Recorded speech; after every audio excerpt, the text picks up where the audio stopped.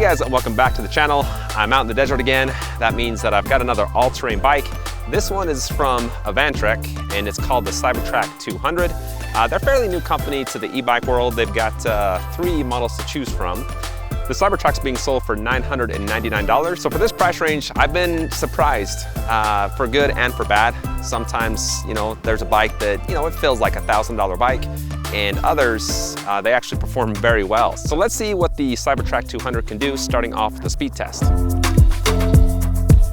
Now, the 200 has a 500 watt motor. That is the biggest by far in this class. The next biggest is 350, so it's got a bunch of power to work with, and that's powered by a 48 volt, 10 amp hour battery, which is also the biggest in class. The battery can be removed. It does have a carrying handle, so it makes it easy to kind of haul around with you. It can be charged in the frame or out of the frame and takes 3 to 4 hours to do so. Now, Avantrek says the bike has a speed rating of up to 20 miles per hour. The fastest speed in this category is 23 miles per hour.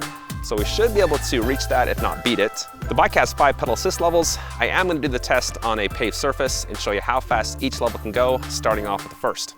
So starting with pedal assist level 1, here we go. 1 is 12, 2 is 14, 3 is 16, 4 is 18, and 5 is 20.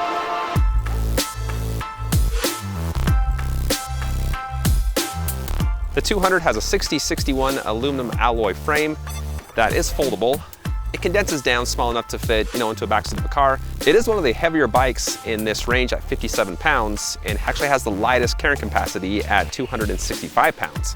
I'm 185 pounds and gonna do an acceleration test between pedal assist 5 and straight throttle and see which is faster. I gotta say, I'm actually really impressed with the power this has for both pedal assist and throttle. On pedal assist, it does take about 3/4 of a revolution on the easiest gear for the bike to engage, for the power to hit. With throttle, it's instantaneous. And both of them, after about 10 feet, that's when the power really starts kicking in, and it does throw you towards the back of the bike a little bit.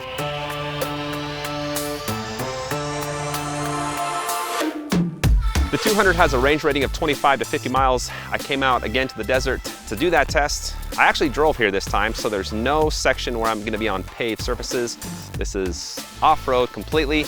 I'm gonna have the bike bouncing between, pedal assist 3 and 4. It is a little bit bumpy so far, and I don't like to go that fast without any suspension, which I will talk about later. I've got a full battery, so let's see how far I can go. Well, there's nothing too unique or special about this, the look of the bike. It's pretty standard as far as foldable fat bikes go. I do like that they didn't add any mud flaps. I don't like the look of those fenders, so it's just straight up tire. Now, some cheaper bikes feel like they're cheaply made and others do not. This is one that kind of feels, you can tell it's not an expensive bike. The first thing I noticed, especially when I got on this road, was the battery actually vibrates inside the casing. Some of these brands that are foldable like this, the handlebars will move or squeak or, a little bit, and there's nothing going on like that with this bike.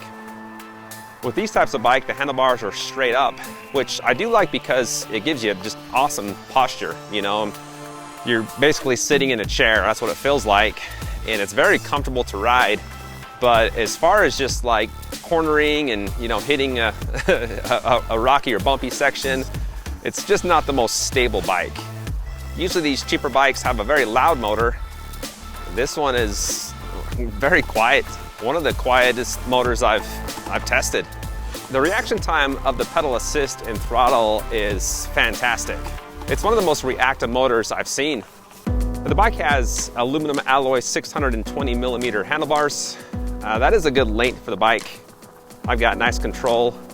And one thing I've noticed about these types of bike too is just how easy it is to steer. It has these wing-tipped ergonomic grips, and they're pretty hard, not the most comfortable. Something that you would expect for a cheaper bike. On the right side, there's a SIS Shimano 7-speed shifter. Again, that's one of the cheaper ones they make, but haven't had any problems or issues there. The brake levers, both of them, will cut the motor off as soon as they're pressed. And they're big enough to where I can fit, all 4 fingers on there. And they actually feel kind of nice too. The seat is also a feature I really like. It's one of the bigger ones, and it's very, it's very cushy.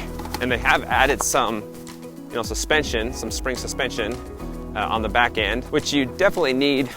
This bike doesn't have any suspension at all, so you need every little ounce of padding that you can get. But they do say the 20x4-inch fat tires have some, suspension or some foam in the tire lining that is supposed to add a little bit of dampening.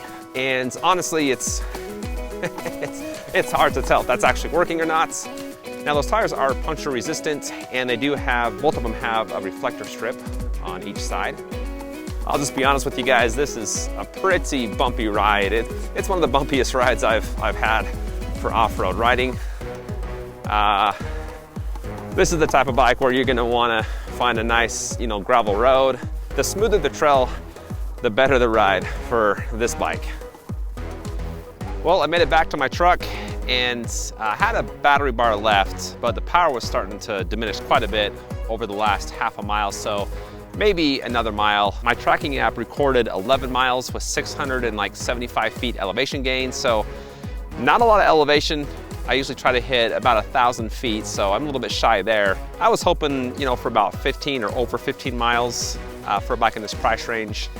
I think if you stayed on like a paved trail and kind of eased up on the throttle, I rode the bike pretty hard, you could probably get about 15 to 20 miles. And again, you want to be, choosy on what type of trail you take this bike on. Most of the trail was actually pretty good for this bike. There was some rocky sections at the beginning and at the end where I got rattled pretty good. Other than that, I actually had a pretty good time.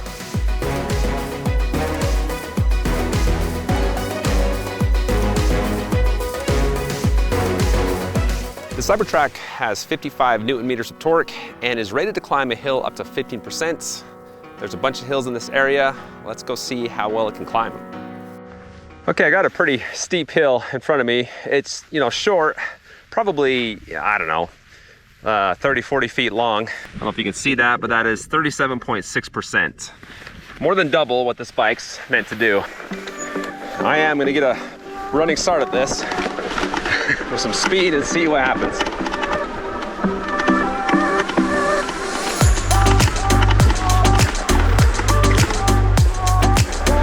Oh, it's gonna make it. It's gonna make it. Nice. Oh, I'm actually really impressed it did. I was popping up the front wheel a little bit at that last 10, 15 feet, but you get a little bit of speed, and man, you got some pretty good hill climbing. I've actually experienced a lot more pressure on other bikes that have a higher hill rating than this, so I'm impressed. It tackled a pretty gnarly size hill.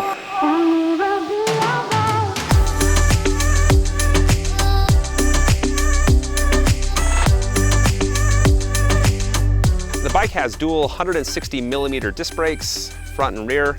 Gonna go down the same, hills I went down for the hill test and see how smooth they are, if they squeak, pulsate, any of that stuff. I'll give you an idea of how well they work. Okay, this is the brake test.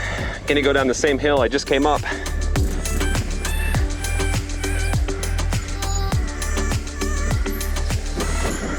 A little bit of squeaking, not bad. Do have to put a lot of pressure on the levers to get it to stop, but yeah. And I got no complaints with the brakes. And even when going fast on this main trail, stopping from topping the bike out, there's no pulsating, very little squeaking. I do like the brakes.